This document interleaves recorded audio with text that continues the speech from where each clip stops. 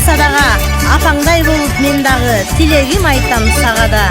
Жолуң түшпөй башыңдан, ийкемдүү бол жашыңдан, билинип турсун сый урмат, белендеп берген ашыңдан.